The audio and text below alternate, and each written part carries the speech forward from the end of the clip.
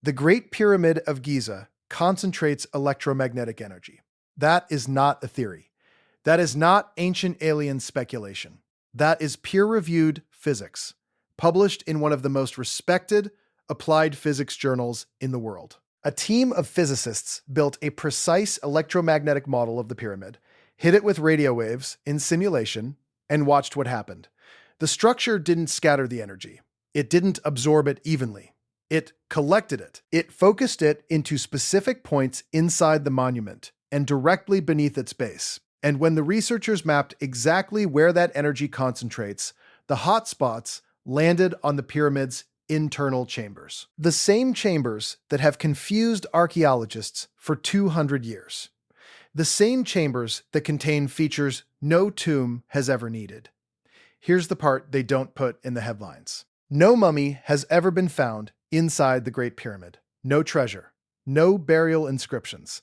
When the first recorded explorers forced their way in over 1,000 years ago, they found empty rooms, sealed shafts, and a lidless granite box. We call it the greatest tomb ever built. But the physics says it behaves like something else entirely. Something that interacts with energy. Something that was designed to... And the deeper you go into this structure, the worse it gets for the tomb theory. Because inside the Great Pyramid, there are 3 features that make no sense in a burial monument, but make perfect sense in a machine. There are copper fittings sealed inside shafts no human could ever enter. There is a room that shows evidence of a violent event, an event powerful enough to crack 70-ton beams of solid granite. There is a massive hidden void confirmed by 3 independent scientific teams that no one has been allowed to open. And there are pieces of this structure, physical artifacts pulled from inside its sealed shafts, that vanished for over a century, resurfaced in a cigar box, and were carbon dated to a time before the pyramid was supposedly built. By the end of this, you're going to understand why a growing number of engineers, not mystics, not conspiracy theorists, engineers believe the Great Pyramid was not a tomb. It was a power plant. And the evidence suggests it may have failed catastrophically. Let's start with the material, because the first clue isn't hidden. It's the most visible thing in the entire structure, and it's been staring at us the whole time. Deep inside the pyramid, about 43 meters above the ground, sits a room built entirely from granite. Not limestone, like the millions of blocks around it. Granite. Black and rose-colored Aswan granite. Cut into enormous blocks, some weighing as much as 70 tons, and hauled more than 800 kilometers down the Nile from the quarries in the south. The floor is granite. The walls are granite.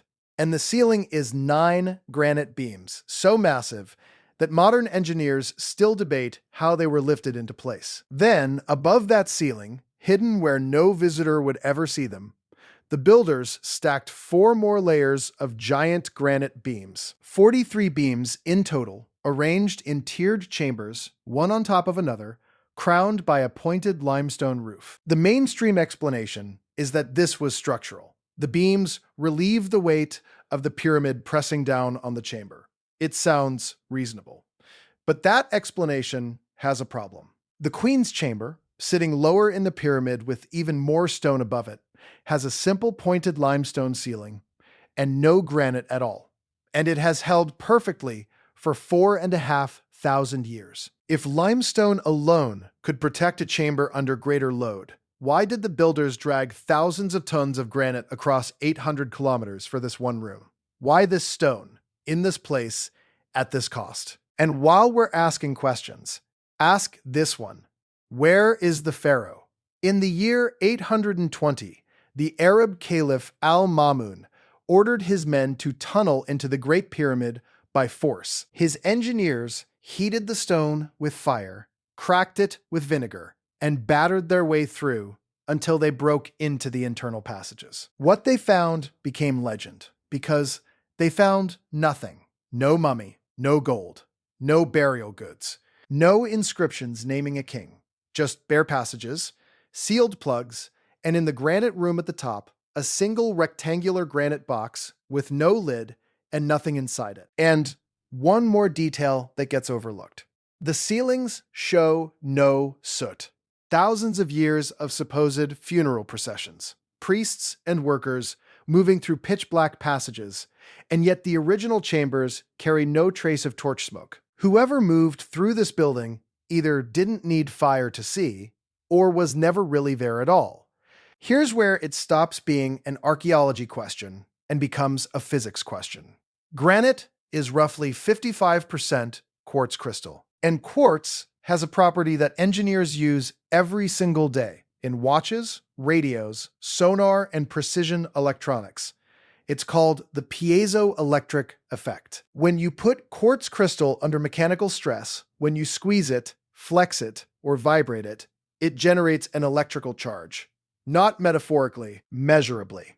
Your watch keeps time because a quartz crystal inside it vibrates at a precise frequency. Now consider what the builders did. They took the most piezoelectric stone available in Egypt and placed thousands of tons of it at the heart of a 6 million ton structure that is under constant, colossal compression. A structure built on the Giza Plateau, a bed of solid limestone that carries seismic vibration from the Earth itself, sitting above underground water channels, fed by the Nile. Every tremor, every shift, every micro-vibration in that bedrock travels up through the masonry and squeezes those granite beams.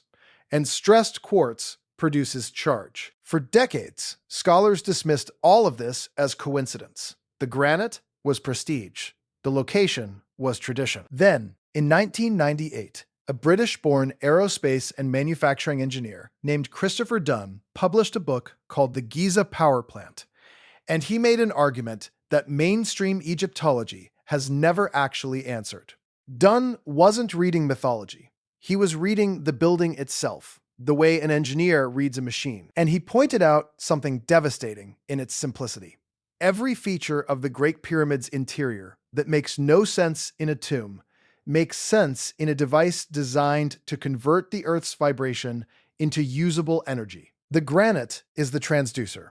The chambers are the resonators. And the shafts, those strange, narrow channels that no other pyramid in Egypt has, are the supply lines. And it's the shafts that give us the second clue, the one with the copper. The Great Pyramid contains 4 narrow shafts, each about 20 centimeters square, running diagonally through the solid masonry. 2 rise from the king's chamber and exit the outside faces of the pyramid. But the 2 rising from the queen's chamber are different. They don't reach the outside, they dead end inside the stone. And here is the detail that should stop you cold. They were sealed at both ends. When the builders finished the queen's chamber, they left the final 13 centimeters of wall uncut, hiding the shafts completely. Nobody even knew they existed until 1872, when an engineer named Wayman Dixon noticed a hairline crack in the wall, pushed a wire through, and broke into a channel that had been sealed for over 4,000 years. Inside those shafts, Dixon found 3 objects: a small copper hook shaped like a swallow's tail, a polished ball of hard black stone, and a length of cedar wood. Remember that cedar. It's going to come back at the end of this investigation, and when it does, it breaks the official timeline. The mainstream interpretation of the shafts is that they are symbolic. Star channels, aligned so the pharaoh's soul could ascend to Orion and Sirius. It's a beautiful theory, but it has a problem, a fatal one. You cannot sight a star through a bent shaft that is plugged with stone at both ends. A soul channel that was deliberately hidden behind 13 centimeters of solid wall and blocked 60 meters up by a limestone slab is not pointing at anything. It is containing something or delivering something. In 1993, a German robotics engineer named Rudolf Gantenbrink sent a small crawler robot named Upuat 2 up the southern queen's chamber shaft. It climbed 65 meters through the heart of the pyramid, further than any human had ever seen, and then its camera stopped at something nobody expected: a finely polished limestone slab, blocking the shaft. And mounted in that slab, 2 copper fittings, metal components sealed inside solid masonry in a channel no human could ever crawl into, in a structure we're told is a tomb. In 2002, a second robot drilled a hole through that slab on live television and pushed a camera through. Behind the first door was a small chamber, and then another blocking slab. In 2011, a project called Jetty sent a flexible microsnake camera through the hole and got the clearest images yet. The copper fittings weren't decorative handles. They looped back into the stone-like terminals. The backs of them were visible, curled over like connection points. The floor of the shaft near the door was polished smooth, unlike the rest of the channel. And painted on the chamber floor were marks in red ochre, figures that some researchers read as Mason's numbers, and others read as something closer to a schematic notation. Metal fittings embedded in a sealed slab at the top of a hidden channel. In electrical engineering, there's a simple word for a pair of metal terminals mounted in a non-conductive housing: electrodes. If you're the kind of person who needs to know what's behind that second door, hit subscribe, because this channel investigates sealed sites and suppressed discoveries every single week. And this one is far from over. Because Christopher Dunn's theory makes a specific, testable prediction about those shafts, and the Queen's Chamber delivers the evidence. Dunn proposed that the two sealed shafts were used to deliver two chemical solutions into the Queen's Chamber: a hydrated zinc compound down one shaft and dilute hydrochloric acid down the other. When those chemicals combine, they produce hydrogen gas. Hydrogen, the lightest element, which would rise and fill the upper chambers and passages of the pyramid. In Dunn's model, the Queen's Chamber wasn't a burial room. It was a reaction chamber, and its strange corbelled niche in the east wall held the apparatus. Now, here's the test. If chemical reactions ran in that room for years, they would leave residue. And when the first explorers documented the Queen's Chamber, they reported exactly that. The walls were coated in salt, not a dusting. Incrustations reported up to half an inch thick, caked onto the walls and into the passage leading to the chamber, in patterns that don't match the rest of the pyramid. Mainstream geology says salt can leach naturally from limestone. It can. But the concentration in this one chamber, the chamber at the junction of the two sealed chemical shafts, was so heavy that authorities eventually scraped the walls clean in the late 1990s. The physical evidence was removed. The photographs and the early explorers' reports remain. So, we have a piezoelectric core. We have supply shafts with metal terminals. Now we get to the third clue, the one that turns this from a blueprint into a crime scene. Because there is evidence that this machine was running, and there is evidence that it broke. Walk up the Grand Gallery, the towering corbelled hall that leads to the King's Chamber, and you're inside one of the strangest spaces ever constructed. 47 meters long, over 8 meters high, walls stepping inward in 7 precise corbels, and cut into the stone ramps along both sides. 27 pairs of identical slots running the full length of the hall. 54 sockets for something that is no longer there. Egyptology has never produced a confirmed explanation for those slots. Dunn has one. In his model, the Grand Gallery was a resonator hall. Each pair of slots anchored a device tuned to respond to the vibration coming up through the bedrock and the masonry, stepping it up, converting the Earth's low rumble into focused acoustic energy and driving it into the granite complex above. The gallery isn't a hallway. It's the amplifier. 54 mounting points for the machine's moving parts, and every single component missing, stripped out in antiquity, leaving only the sockets behind. And then there's the King's Chamber itself. This is the biggest reveal in the entire structure, and almost no documentary mentions it. The King's Chamber is damaged, not weathered, damaged. Every one of the 9 giant granite beams that form its ceiling is cracked. All of them. The walls of the chamber have been pushed outward, separated from the floor by roughly an inch. So noticeably that early surveyors documented the entire room as having been shaken like a box. Engineers who have examined the chamber describe the beams as having shifted and snapped from a force that came from within or below. and there are reports going back centuries describing the granite as discolored, as if the room had been exposed to intense heat. Now, here's the problem with calling that an earthquake. The Queen's Chamber sits directly below, deeper in the same structure. It is undamaged. The passages are undamaged. The pyramid's exterior shows no matching failure. An earthquake violent enough to crack 43 granite beams and shove the walls of a room outward does not politely skip every other chamber in the building. Whatever happened, happened there, in the granite room, at the exact focal point where, 4,500 years later, a physics simulation would show electromagnetic energy concentrating. The machine room shows an overload event. The resonator hall shows its equipment was removed. And the reaction chamber shows chemical residue. And in the middle of that damaged room sits the granite box. Measure it, and you find it is wider than the entrance to the chamber. It could not have been carried in. It was placed there during construction, meaning the room was built around it, meaning it was never optional. It was the point. When Christopher Dunn examined the box with a machinist's eye, he documented, saw marks and drill marks in the granite, cuts with feed rates and precision that he argued would challenge a modern shop working one of the hardest stones on Earth. A lidless granite container, machined to fine tolerances, permanently installed at the exact focal point of the structure. In a tomb, that's a coffin missing its occupant. In a machine, that's a component housing missing its component. That is not the anatomy of a tomb. That is the anatomy of an industrial accident. Which brings us back to where we started.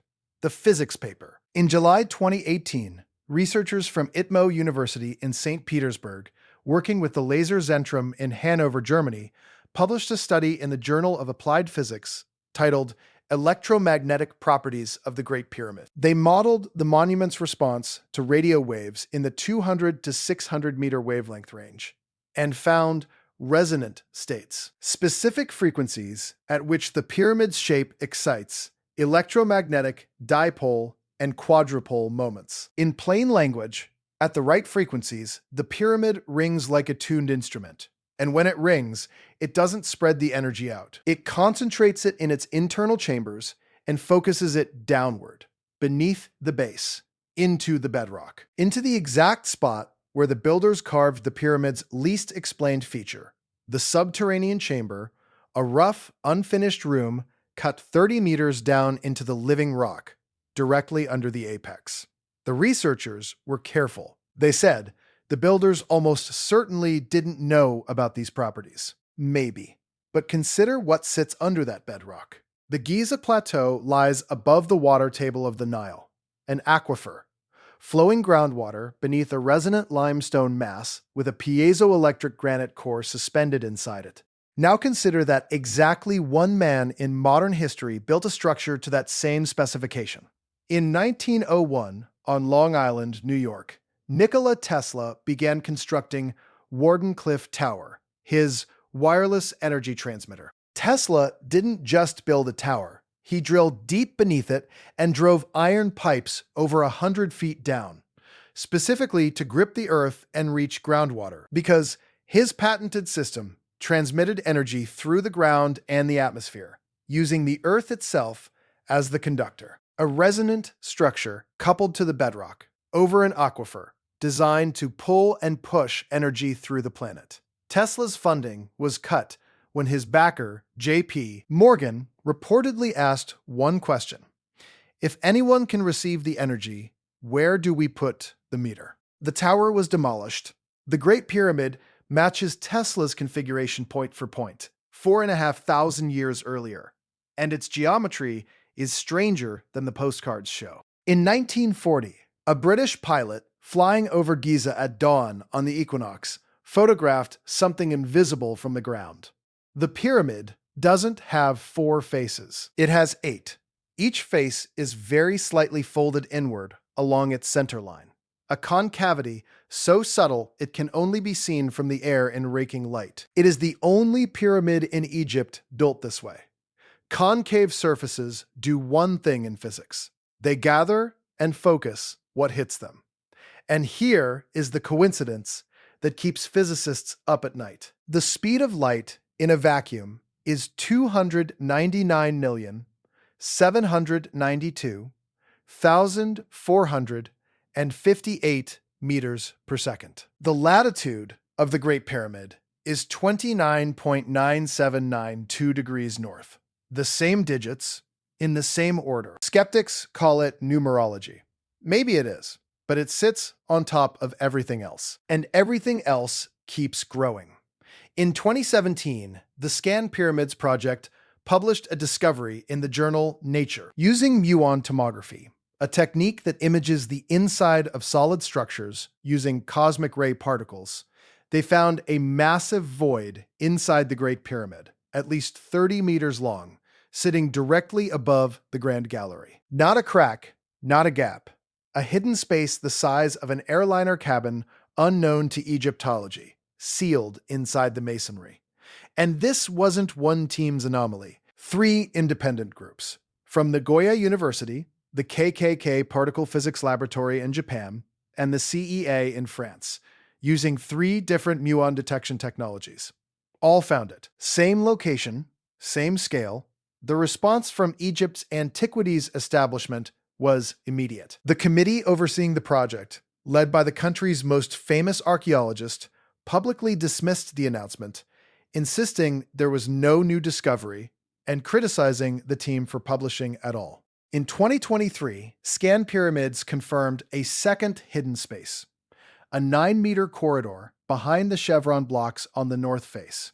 And this time, a camera was fed through a joint in the stones and filmed it. Empty, pristine, sealed since construction. The big void above the Grand Gallery has never been opened. No camera, no probe, no permits. Think about the pattern with the shaft doors. In 2002, the drilling of the first door was broadcast live to a global audience of millions. The camera went through, revealed a second sealed slab, and the broadcast ended on a cliffhanger. The follow-up never came. The Jetty robot project that photographed the copper fittings was halted in 2011 during the chaos of the Egyptian Revolution, and never resumed, and portions of its data were never fully published.